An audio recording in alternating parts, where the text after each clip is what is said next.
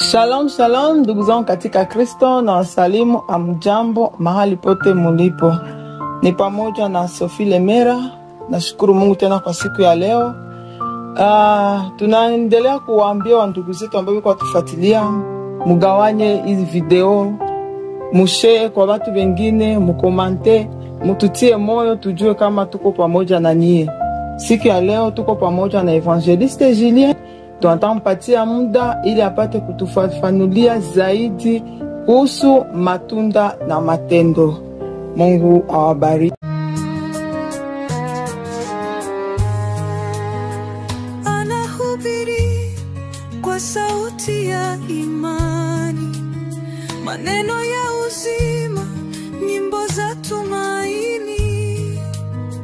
Karibu nyumbani, mahali pa baraka, karibu kwenye channel Sophie Lemera. Tunamkaribisha Evangeliste Julien kwa kutupatia neno. Tunashukuru sana kwa mwaliko wenu kwa channel hii ya Sophie Lemera. Tunashukuru Mungu ambaye ametujalia hii neema tena ya kuweza kuzungumza na neno la Kristo hapa kwenye channel ya Sophie Lemera. Mbarikiwe zaidi. Kiukweli tuko tunazungumza kuhusu kujua ama kutambua manabii wa uongo na manabii wa kweli. Kama vile tulizungumza kwa video ambazo zilipita, tuliweza kusema kwamba nabii ni mtu wa Mungu, ni kinywa cha Mungu, na wakati uliopita nabii alikuwa muhimu sana, na mpaka sasa manabii wangali muhimu.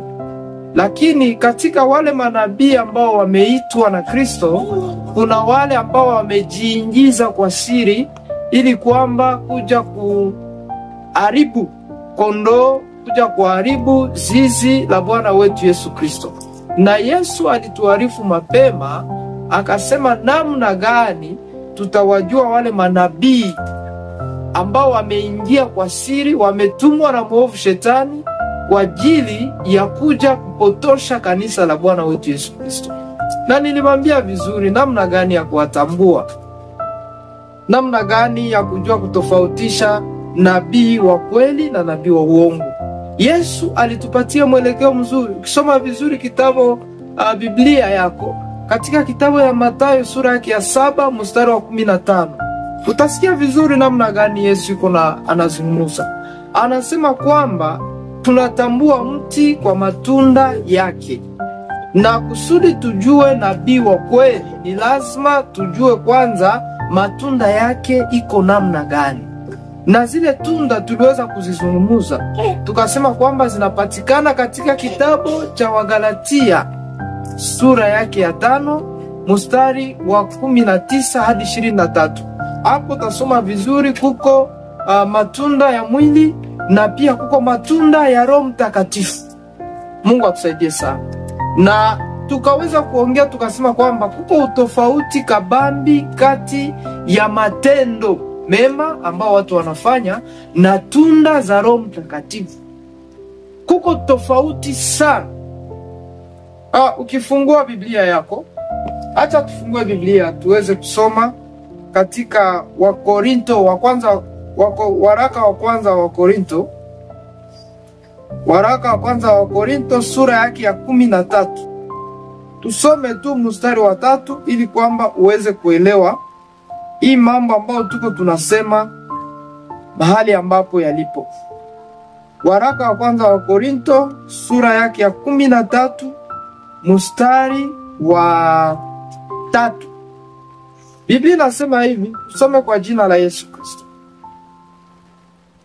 Biblia inasema kwa mstari wa 3, inasema hivi, tena nijapokuwa inasema tena nikitoa mali zangu zote kuwalisha maskini, tena nikijitoa mwili wangu niungue moto, kama sina upendo hainifaidie kitu.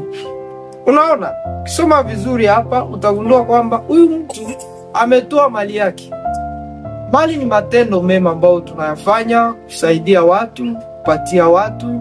Unaweza ukapatia mtu pesa, unaweza ukapatia mtu mavazi, unaweza ukapatia mtu manguo, kama vile Yesu alisema ukikuwa na nguo moja mpatie mwenzako, ukikuwa na kiato mbili upatie mwenzako wengine moja. Ile yote ni matendo mema tunaofanyia watu. Kusaidia watu, kuwalisha watu ni matendo mema. Lakini lazima tuelewe ile matendo mema imesukumwa na nia gani. Sababu kuna watu wengi katika dunia hii wako na roho ya kusaidia watu, wako na roho ya kujitoa kwa wengine, lakini bado hawana upendo ndani yao. Kuna vitu vinawasukuma ili kwamba wafanye ile mambo. Na katika dunia sasa, kama vile neno ya Mungu inatuarifu kila leo, ilituambia kwamba nyakati za mwisho upendo ya watu itapoa. Leo unaona mtu anatendea mtu mema, anayaposti kwenye mtandao. Unaona mtu anasaidia mtu, anajulisha watu wote kwamba alisaidia. Lakini sasa Yesu yeye alisema nini? Yesu alisema nini? Tukitenda mema kwa mkono wa kuume, hii wa kushoto inapasha ijue? Hapana. Matendo yetu mema ni ushuhuda ambao tunawafanyia wale watu. Ni sawa vile Dorka alipofariki, hawakukuwa wanajua kwamba matendo yake mema ilikuwa inagusa watu. Hakuambiaka watu kama niko mimi nashonea fulani, nilipatia fulani vazi, lakini alipokufa watu wenyewe walishuhudia kazi ambazo Dorcas alizifanya. Mungu atusaidie sana. Ndio maana nilipenda nikwambie kwamba kuko tofauti kabambi kati ya tunda za Roho Mtakatifu na matendo. Nikakuelezea kwamba hata shetani naye iko na matendo ya mzuri ambayo anafanyiziaka watu kwa macho ya kibinadamu. Watu wa ulimwengu ya giza wanayo matendo mazuri wanayoyafanyia watu, lakini chenye Mungu anahitaji ile matendo mazuri ilisukumwa na nani? Biblia inasema wanaoongozwa na Roho wa Mungu ndio watoto wa Mungu. Katika kila jambo lazima tuakilishe kwamba kuna uongozo wa Roho Mtakatifu aliyetusukuma kuyafanya. Iwe kwa mema, iwe kwa matendo, iwe kwa hali yote tunaweza kufanya. Sisi watoto wa Mungu, kinachotukamilisha kwa matendo yetu ni wakati ambapo tunaongozwa na Roho katika kufanya yale matendo. Pale ndio kuna utofauti kati ya matendo na matunda ya Roho Mtakatifu. Bwana Yesu atusaidie sana. Sijue kama kuna lingine swali. Mungu akubariki sana. Tunashukuru sana kwa maelezo ambayo natupatia. Asante. Nilikuwa penda utupatie mwangaza ili tupate kujua nabii wa kweli na matunda yake, na nabii wa uongo na matunda yake. Itaweza kutusaidia sana. Karibu. Asante sana, tunashukuru kwa swali hilo. Kama vile kawaida nasemaka kama tuache neno lenyewe liongee, sababu sisi tukiongea itakuwa kama vile tumeweka akili yetu, itakuwa kama vile tumeweka mawazo yetu, lakini acha Biblia yenyewe iweze kuongea. Tutafungua Biblia zetu katika kitabu ya Wagalatia, ile ambayo tuliweza kupana siku zilizopita, Wagalatia 5 sura ya 19. Tutasoma ili kwamba tuone zile tunda ni tunda gani kuhusu manabii wa uongo na kuhusu manabii wa kweli ambao wameitwa na Bwana wetu Yesu Kristo. Biblia inasema, ikianza kwa mstari wa 19, inasema basi matendo ya mwili ni dhahiri, ndio haya. Donc inaanza tudetaye nazo: uasherati, uchafu, ufisadi, ibada ya sanamu, uchawi, uadui, ugomvi, wivu, hasira, fitna, faraka, uzushi, usuda, ulevi, ulafi na mambo yanayofanana na hayo. Katika hayo nawaambia mapema, kama nilivyokwisha kuambia, ya kwamba watu watendao mambo ya jinsi hiyo hawataurithi ufalme wa Mungu. Hiyo kwanza ni matunda ya mwili ambayo manabii wa uongo wanakuwa nayo kusudi watambue hii ndio matunda ze wanakuwa nazo. Mungu asaidie sana. Nabii wa uongo hawezi kosa katika matunda haya, hawezi kosa. Matunda ya Roho ziko hapa nazo. Biblia inasema lakini tunda la Roho ni upendo, furaha, amani, uvumilivu, utu wema, fadhili na uaminifu, upole, kiasi. Aseme juu ya mambo kama hayo hakuna sheria juu yao. Manabii wa kweli, hizi ndio matunda ambazo zinawafanya kuwakilishwa kwamba ni manabii ambao waliitwa. Sasa tutaenda tunakamata tunda moja kwa moja ili kwamba watu wa Mungu wasidanganywe na manabii wa sasa. Kama kweli mtu ameitwa na Mungu, kama mtu anasema mimi namtumikia Mungu, inabidi hizi tunda zionekane katika maisha yake. Awe iko na cheo gani, awe ni mchungaji, awe ni mwinjilisti, awe ni mwalimu, awe ni mwimbaji kanisani, awe ni mtu ambaye amezaliwa mara ya pili katika Kristo. Sababu tunatofautishana na mwito tu, lakini sote ni watoto wa Mungu. Na Yesu alisisitiza sana manabii, sababu nabii kwanza anaongea kwa niaba ya Mungu, anaongea siri za mbingu, anaongea vyenye Mungu alimuonesha. Na tukasema kwamba unabii wa kweli ni neno la Kristo. Na kusudi ukuwe nabii ambao umekamilika, inabidi uishi mafundisho ya Yesu Kristo na mitume. Ile ndio misingi ya nabii wa ukweli. Sasa mtu ambaye ni nabii wa uongo, hata kama anaweza kufanya miujiza namna gani, hata wahubiri masiri na marevelasyon ama ufunuo za neno ya Mungu namna gani, kama haishi mafundisho ya Kristo. Kuishi mafundisho ya Kristo sio kuyasema tu, hapana, ama kuyasikia, ni kukuwa mtendaji wa mafundisho, unaitia kwa matendo. Na hayo yote tunayawezesha katika Kristo atutiaye nguvu. Pasipo Yesu Kristo kututia nguvu, hatuwezi kuzaa matunda ya Roho Mtakatifu. Ndugu zangu katika Kristo, niliwaambia mapema, nikawaambia tuwe hange, sababu manabii ambao wanatumika kwa sasa wako na ingine pouvoir ambao shetani amewakabidhi. Wana ingine mamlaka, wanazitumia nguvu zingine tofauti na nguvu za Mungu, wanazitumia zingine nguvu tofauti na Roho Mtakatifu. Sasa nikawaambia shetani iko na mamlaka ya kufanya miujiza, iko na mamlaka ya kuongea mafunuo, iko na mamlaka ya kufanya vyote ambavyo watu wa Mungu wanavifanyaka. Lakini kitu kilishindaka shetani na watumishi wake ni kuiga tunda za Roho Mtakatifu. Na ndiyo maana Yesu Kristo alisisitiza sana kwamba mutawatambua kwa matunda yao. Leo wasikudanganye, kuna verse iko katika Biblia inasema kwamba nabii hujulikana sababu nabii yake imetimilika. Yesu hakusemaga vile. Hakusemaga vile. Sababu anajua kwamba wafumu nao wanaongeaka vitu vinafanyika. Alijua kama wachawi wanaweza wakafanya vitu vinatimia.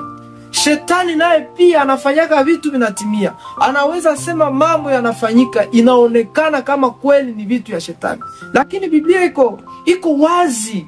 Yesu alituarifu mapema, akasema tuchunguze kila roho. Sababu gani Yesu alituambia tuchunguze? Sababu kuko roho za mingi zenye ziko na uwezo ya kufanya miujiza, ya kusema vitu nabii au mjuu wake juu ya venye alikuambia vinatimia. Hapana, sio ndio vile Yesu alituambia. Yesu alisema tutawatambua kwa matunda yao. Kama kweli ni wa Mungu, tutamtambua juu ya matunda ambayo iko anatuonesha. Na leo watu wamekuwa sawa fana, wamekuwa sawa watu ambao wako hypnotize, akili wamezifunga, wameziteka nyara. Juu ya nini? Bako kumazabao yenye naongozwa na nabii wa uongo mwenyiko na ingine mamlaka tofauti na nguvu za Roho Mtakatifu. Ndio maana watoto wa Mungu hawajielewi tena. Utakutani kuna tetea mtu ase ule ndio nabii wangu, ule ni baba, ule ni hivi. Afate Yesu, anafata ule tumishi. Na hapo ndo kwenye kanisa imeharibika. Watu wa Mungu wanajiuliza tufanye nini kusudi batoto ya Mungu batoke katika ile utu. Iko nguvu. Kazi ambayo shetani kunafanya leo ni kutumia manabii, ni kutumia watu ambao wako na uwezo ya kuongea maneno ya Mungu. Tukumbuke hata katika Biblia Yesu alipojaribiwa na shetani, alitumikisha neno la Mungu. Kumbuka katika bustani ya Edeni, shetani alipokuja kumjaribu Eva, alitumikisha neno la Mungu. Shetani kwa sasa hatumikisha vitu vyenye viko tofauti na vya Mungu. Analeta vya Mungu kusudi watoto wa Mungu wakwe na imani, sababu vinasemeka ni vya Mungu, lakini Biblia inatuambia tuchunguze. Hata ule pastere mwenye uko naye ni nabii. Hata ule mwinjilisi ambaye kuna kufunza ni nabii. Maana ya nabii ni kuongea mahusia ya Mungu. Sasa ile ndio kukuwa nabii. Nabii sio tu ule mwanakuambia Mungu amesema ama nimeona, hapana. Kila wote ule ambaye anasema kwa niaba ya Mungu, anasema kwa niaba ya jina la Mungu, ule ni nabii. Sababu hata mwenye iko na ubiri, iko nasema maneno ya Mungu, iko na tabiri juu yako neno la Mungu. Mungu asaidie sana. Nabii sio ule tu ambaye anavaa jina ya nabii, hapana. Nabii ni kila mtu. Hata mimi niko nabii, niko naongea mahusia ya Mungu. Mungu asaidie sana. Na ndio pale tunapasha tosha hiyo confusion. Nabii sio ule ambaye anajiita prophet ama nabii. Nabii ni kila mtu ambaye amepewa mamlaka ya kuongea maneno ya Mungu. Mungu asaidie sana. Ndugu zangu katika Kristo, tuwe makini. Tuwe makini na tunda za Roho Mtakatifu.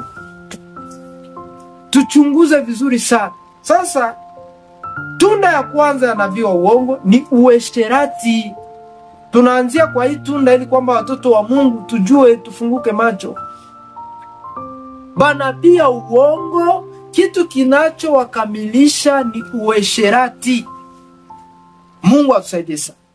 Nabii wa uongo kwenye iko maneno ama ushuhuda zake ni wanamke bamukanisa, bafie ya mukorale, bamama ya mumaombi, bamama ya batumishi ya Mungu. Anapasha kuja kuinfluence katika uasherati na zina. Ile ni tundao ya kwanza. Haiwezekana ujiite mtumishi wa Mungu. Haiwezekana ujiite kuwa wewe ni mchungaji. Haiwezekana ujiite kuwa wewe uko nabii, uko apostle, uko sijue bishop, viko na majina za mingi wanaojiita, lakini unaishi uasherati na zina. Haiwezekana. Haiwezekana. Biblia iko wazi nasema kama mwili yako inakushinda uoe. Ndoa mingi wanaojiita manabii hawapendi kuoa juu bako na faida ya mili, bako na faida ya vyenye viko binabahudumia. Mungu asaidie sana. Ndugu zangu katika Kristo, tuwe makini. Ile ndio nilipenda niseme tu juu ya manabii ya uongo. Tunda ya kwanza yao ni watu ambao wanaishi sana uasherati. Na biko na maveste, biko na maandiko ambao wanajifunika kwa ajili ya kutetea ile madhaifu yao. Lakini nilipenda nikwambie kwamba Biblia inasema anayetaja jina la Bwana na aache maovu. Wewe ambaye uko unanisikiliza, kama uko nabii ama unajiita nabii ama uko mtumishi wa Mungu na unaishi uasherati na uko nakiri jina la Yesu, unafanya miujiza, unatabiri, na ile tunda ya mwili ya uasherati ya uzinifu haiyakutoka, anza elewa kwamba haukuitwa na haukuitwa na Nioneshe basi katika mitume wa Yesu Kristo mwenye alikuwa mzinifu. Nioneshe mwenye alikuwa msherati.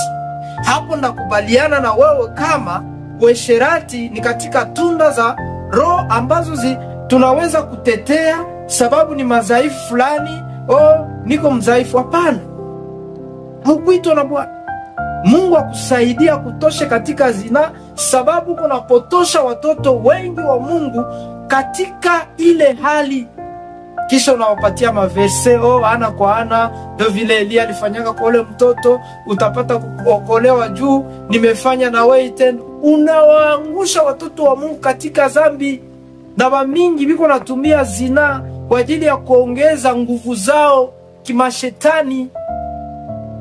Hapo ndio utakutana wengi wanamke hawaolewaki, na akiolewa anavunja nyumba.